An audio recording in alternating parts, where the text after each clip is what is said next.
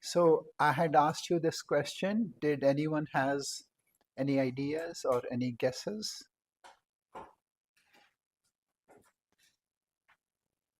Yeah, right,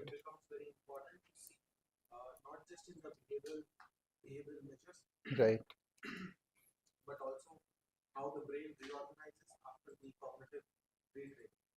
Okay.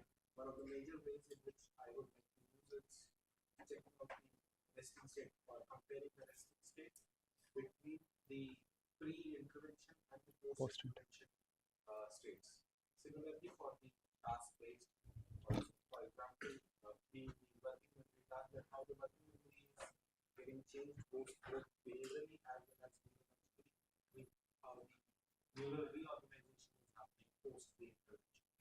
Okay. Okay, that's good. But this one is much simpler, right? It's like I'm asking if you had um, for this task, what could you have done, right? So I will.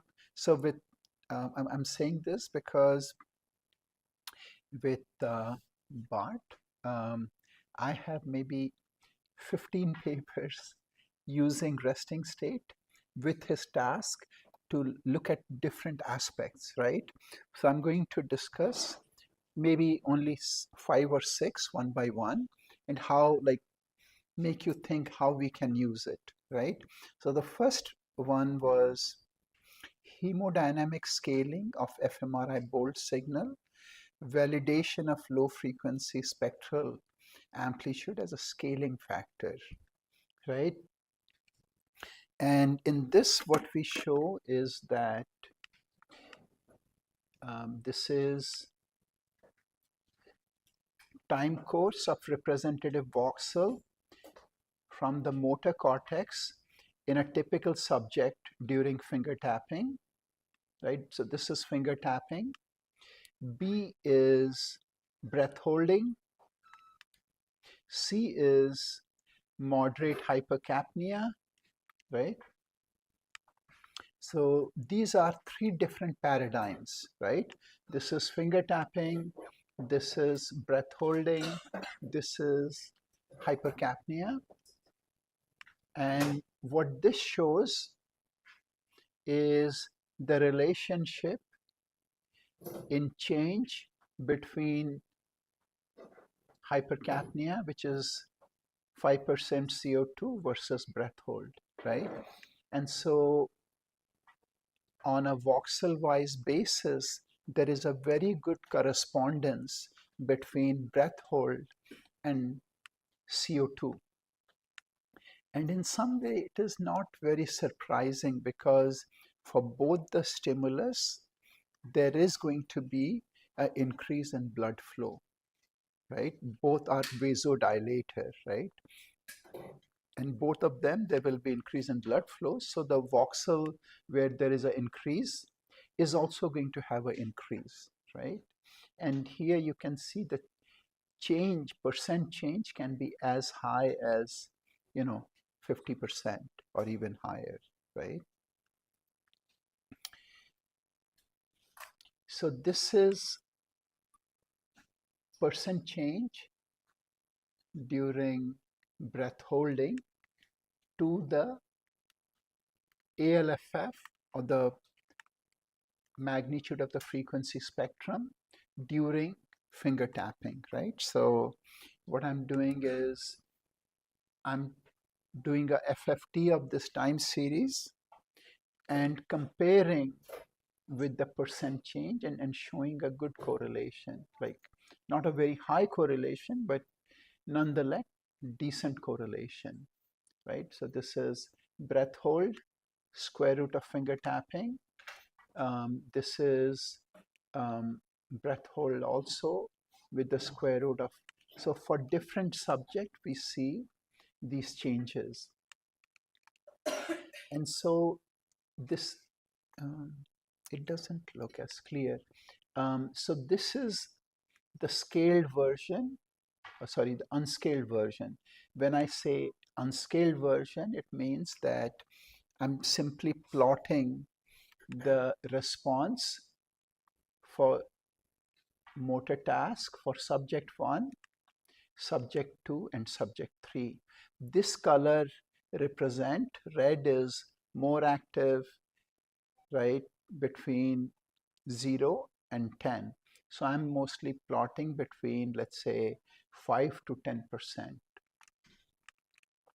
So this is without doing any scaling. Again, remember that breath holding is the gold standard, or 5% CO2 is the gold standard to study CBF, right? Because that is only flow information without any neuronal changes. And so this is using the breath holding to scale the response. And this is using the resting state Fourier spectrum to look at these changes. And this is the distribution across different subject, right? The bold during finger tapping, right? This is the bold change. This is different subjects. And what we show here is the bold change, again, for different subject. But here we are scaling the information, right? So this is unscaled. This is blue is scaled by breath holding, and red is scaled using low frequency spontaneous oscillation, the amplitude of the low frequency signal, which is our resting state signal, right? And so the distribution of these signal changes looks so similar between breath hold and um, resting state, right? So this is ways in which we can we can calibrate our data, right? This is again percent change in bold during finger tapping, percent change in bold during breath hold, right? Again, this suggests that the change, the amplitude of the magnitude of the change that we see during task, there is a large hemodynamic component, voxels which have good changes, which will change a lot during breath hold, is also going to change during finger tapping. And so if you simply plot your response, then what you are seeing is certainly activation, but that is affected by the hemodynamics, the magnitude of the hemodynamics, right? So these are the different subjects. And the point is that we can use this to calibrate the data, right? So this is another study. The title is Neural and Vascular Variability in the fMRI bold response in normal aging. So this is the way we plotted this is we had 11 subjects, and here we are asking there should be a voxel is active if in at least 5 of the subjects there should be activation. This is a voxel is active if in at least 6 of the subject that voxel should be active, like in 7, 8, 9, okay? And the same for older subject. So if you look carefully, what you see is that this is finger tapping. This is finger tapping for young subject. This is finger tapping for old subject. So what do you see from this figure? What do you see? Do you see any trend?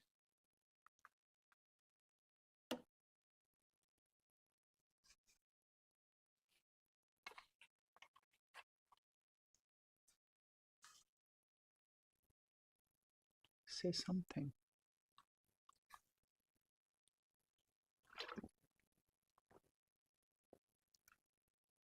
Michael.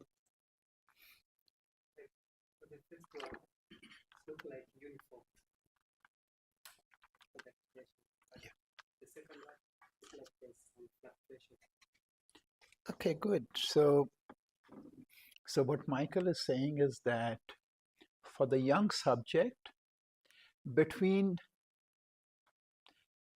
this map and this map, there is variation, but not a lot. But in the older subject, between this map and this map, there is a lot of variation, which would suggest that from in older subject, from subject to subject, there's a lot of variable, right?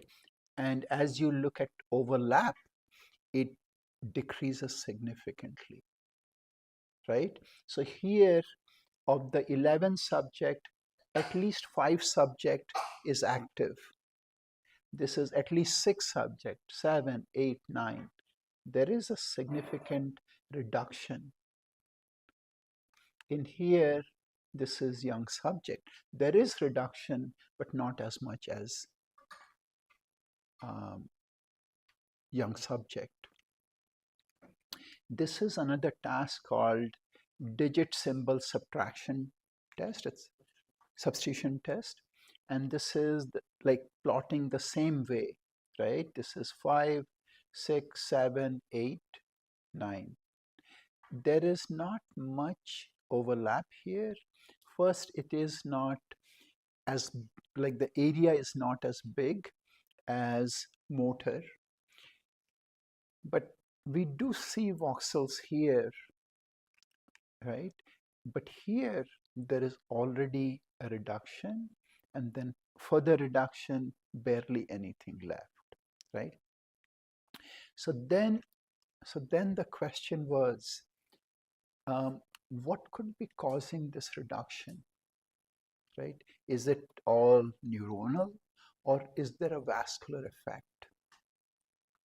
Okay, and so what we did was we had also done a breath holding task, right? So this is the response compared for young subject, and this is the response in older subject, right?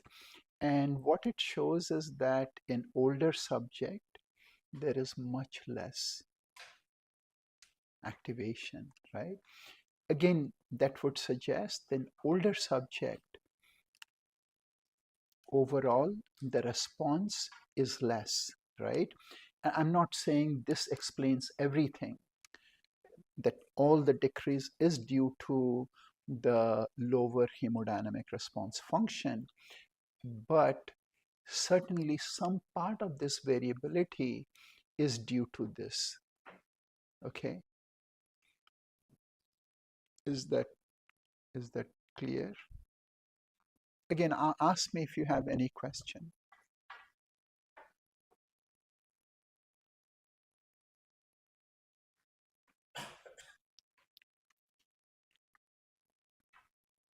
So again, this is yet another paper. This is non-neural bold variability in block and event-related paradigm. This is the block design. This is the event-related design. And basically what we are doing is we are calibrating the responses like we did in the previous one for both block design and event-related design, and showing that it can be used for both block design and event-related design. Because in this case, my friend Bart, he thought maybe event-related already accounts for the hemodynamic response function, and maybe we would not need to do the scaling. So that is why we had done the study. So the other study we did was, so this is increasing measurement accuracy of age-related bold signal changes, minimizing vascular contribution by resting state. fluctuation of amplitude scaling. I would say this is where finding a good acronym is also important, right?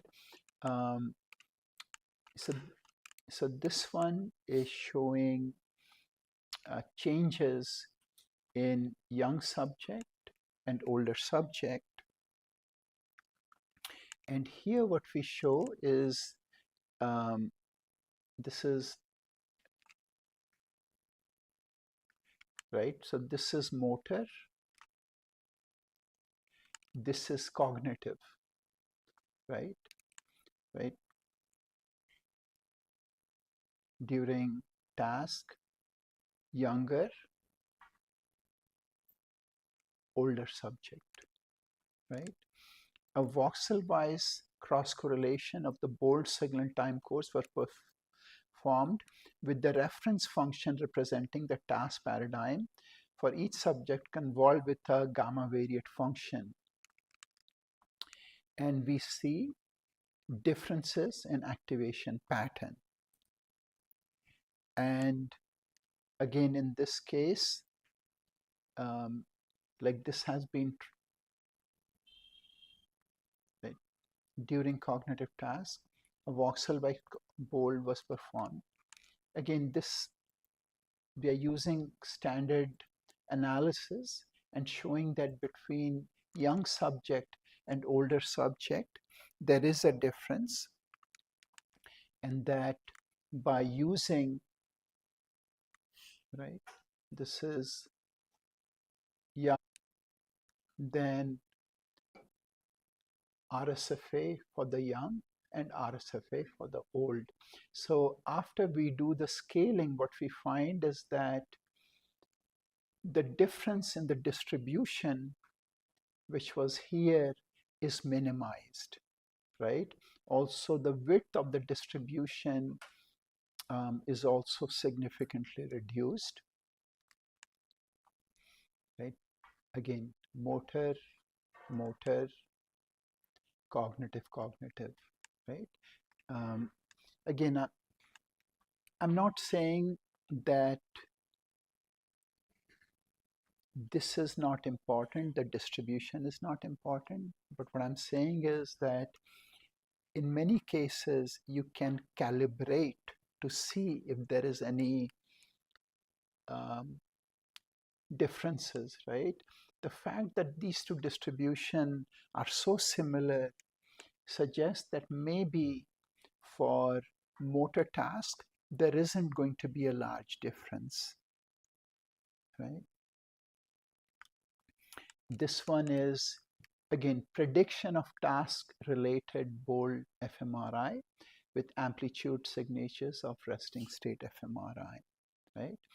In this case, what we do is, these are the maps of activation, right?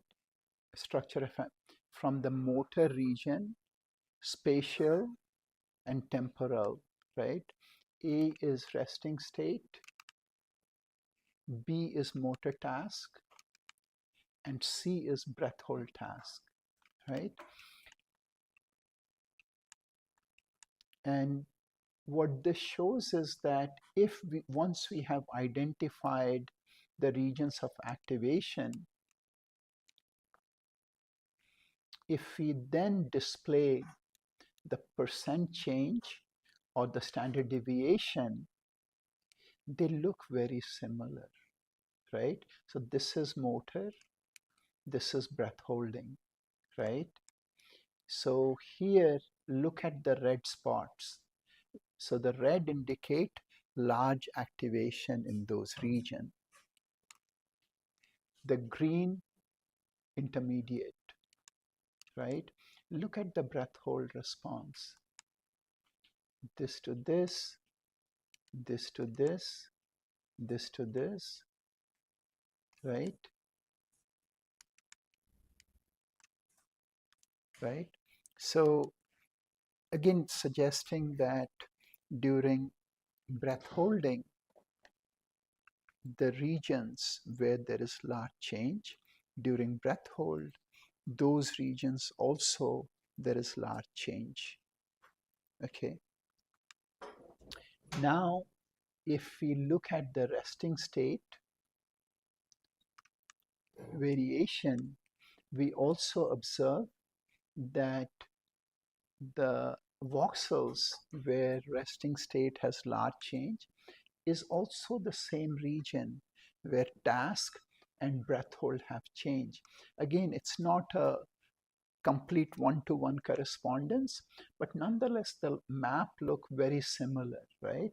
So like this one, this one, this one, this one, not so big, but it is there, and this one, right? This, right?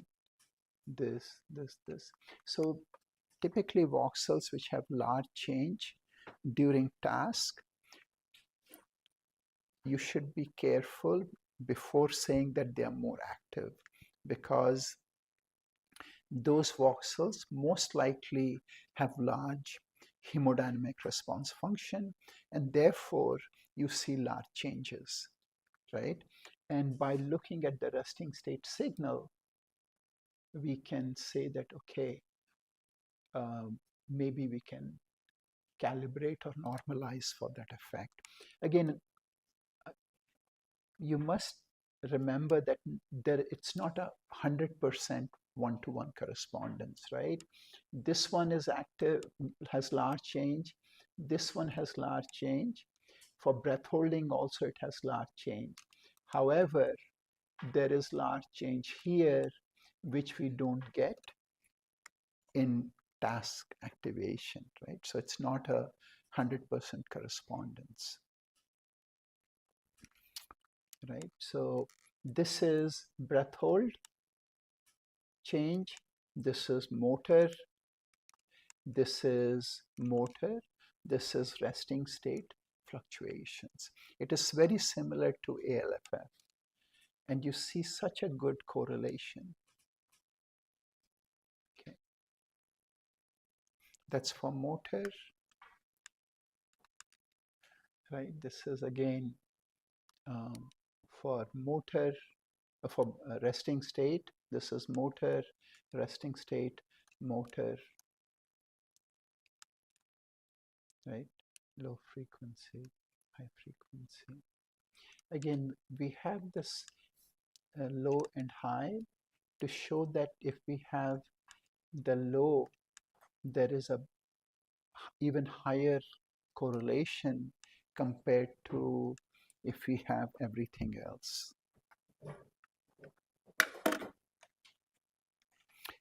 Any questions so far? No? Okay. Very high correlation. What are we seeing? What are we for this one? So the high correlation. So this one was,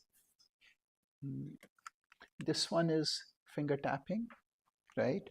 And I identified the regions during finger tapping, and I'm plotting how much change does those voxels have during finger tapping, right? Then what I did is, for these voxels, I wanted to see how does, during breath hold, do those voxels change, right? So this is plotting for breath hold, and this is for resting state, right? And what I want to say is that, you know, if like these, the red voxels have large change, the green has, you know, then is yellow, then is green, then blue. If I went to the same voxels during rest or breath holding, the response is also going to be similar, right? That in this region, the highest change will be in these regions, right? Similar to task activation. And this is for both breath holding as well as resting state. And the point is that breath holding is the way to measure blood flow. However, if you cannot, for some reason, if the subject is claustrophobic or subject cannot perform the task, we can use the resting state as an alternative. Okay. The next thing,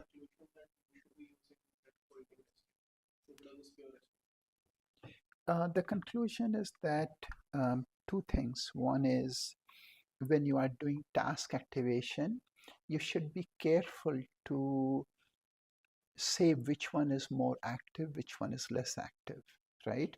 Because the, the response may depend on the underlying neural efficiency and so on, but the response also depends on the underlying hemodynamics, right?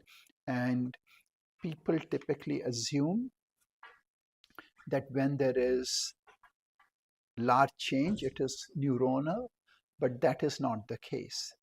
When there is large change, it could be neuronal, but it could be due to those voxels having large hemodynamic response, which it suggests. That's one point. The second point is that you should use breath holding if you want to scale the data. However, if you cannot use breath holding, resting state can be substituted and you can get very similar information. Okay. Yes, because breath holding, when you hold your breath, right, you are not taking new oxygen, so oxygen gets used up, there is more carbon dioxide, and pretty soon there is a steep increase, right? When you breathe carbon dioxide, you get similar effect, but the effect, like you have to place a mask, right? Which adds more complication, right? Let's say here, if we wanted to do carbon dioxide, you have to get carbon dioxide, have all the setup, make sure it could be used by humans, and only then can you give, right? And even that would require a lot of safety issues. But if you are to ask someone to hold your breath, it's fairly easy. You ask them to hold it for 10 to 15 seconds, and most subjects can, right? Most young, healthy subjects, they can do that. So the last thing I would like to show is here we are using calibration of fMRI activation based on neurovascular and anatomical constraint. So what do I mean by that, right? So let's say we have two groups of subject. You have young adults and old subject. So in older subject, is there any structural differences? Anyone? The gray matter volume is reduced very larger, right? So those are the two main issues.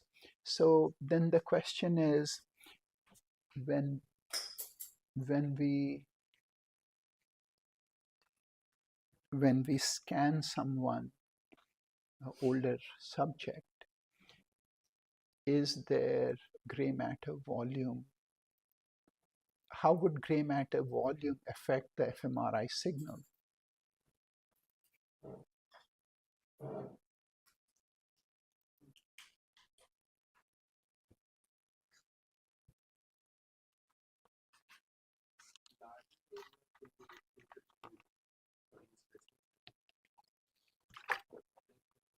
For task.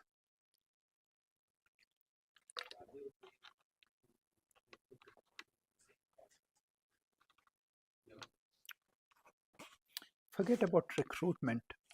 Let's say there were two young subjects. Everything was the same, excepting one person had more gray matter volume compared to the other person. What would happen? What does having more gray matter volume mean? Anyone?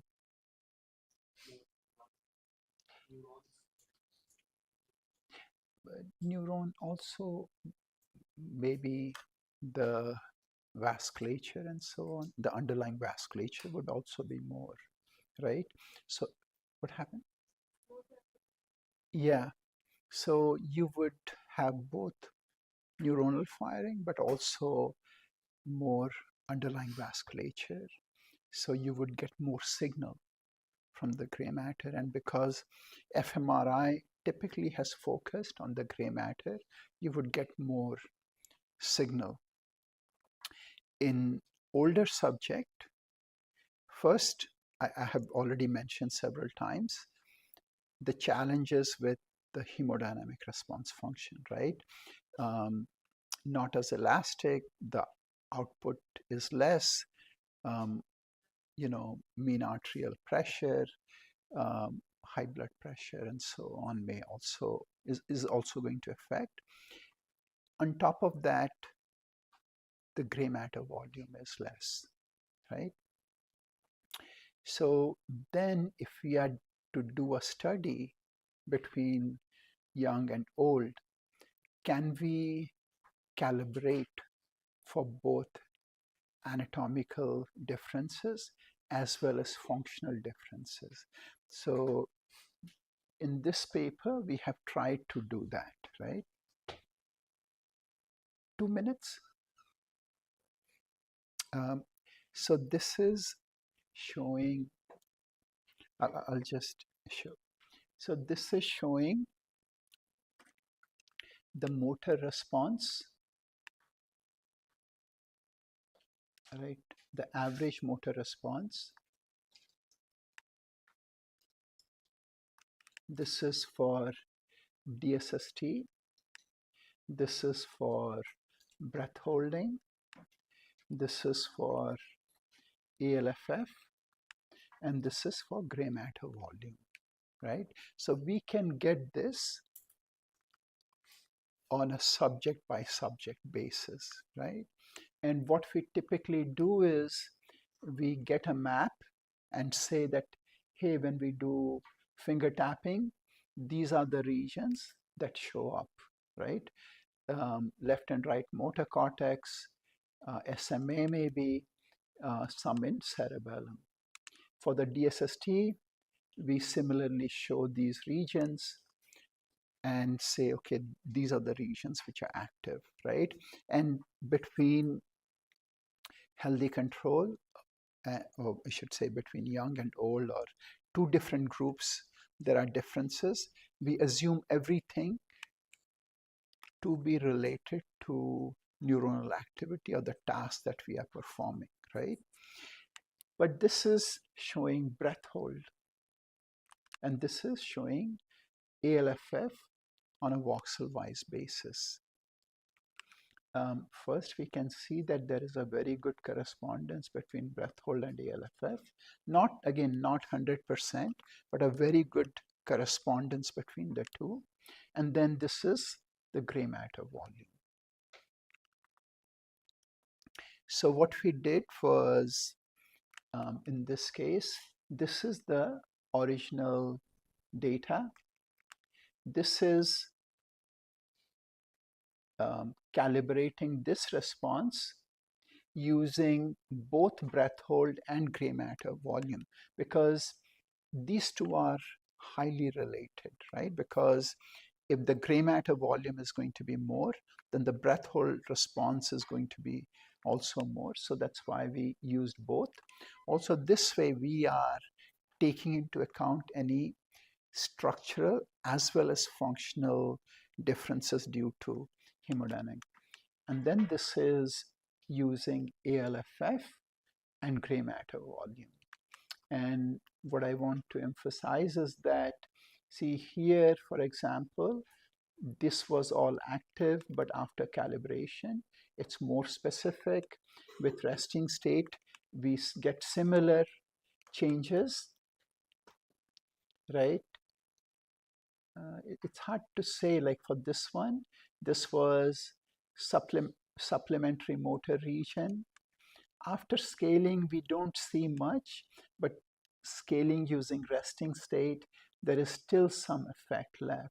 So I don't know whether which one is like the true way. But anyway, this is how we can calibrate the responses. Similarly, this is for DSST, right? Big changes, but after we scale it, the response is significantly reduced. And again, I'm not saying that like all this is vasculature, but vasculature does play a role, underlying hemodynamic response function.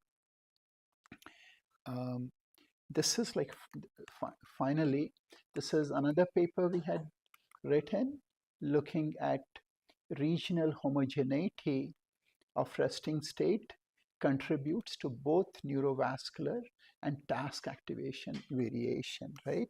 So far we had looked at like voxel-wise measures. Now we want to see that, okay, so this 4 figures you should like must know by now. This is looking at ReHo, like how does each voxel correlates with its neighbors. And what this shows is that, you know, when the total change is, let's say, this is the Venn diagram, relative unique and overlapping contribution of regional homogeneity, right? Amplitude of low frequency fluctuations and breath hold, right? So we can take any task and then further divide them into how much of it could be explained by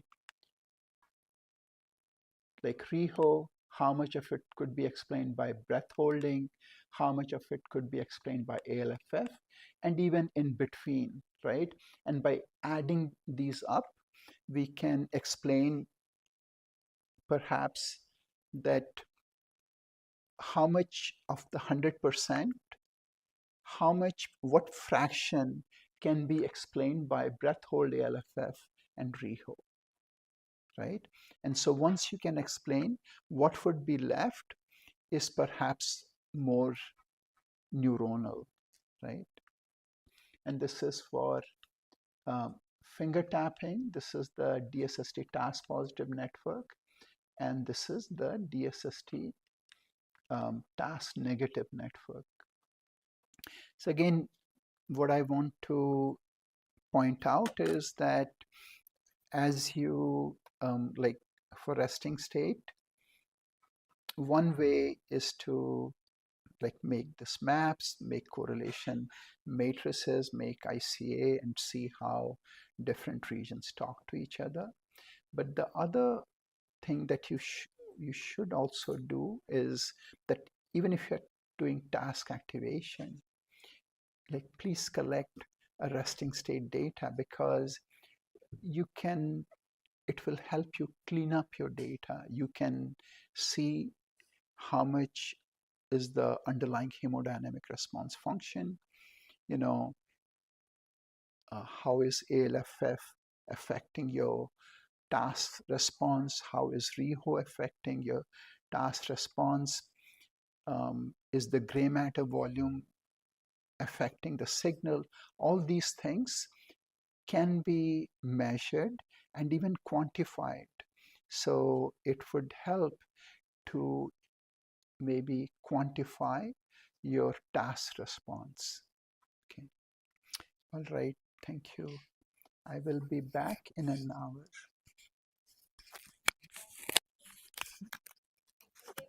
Okay, no problem.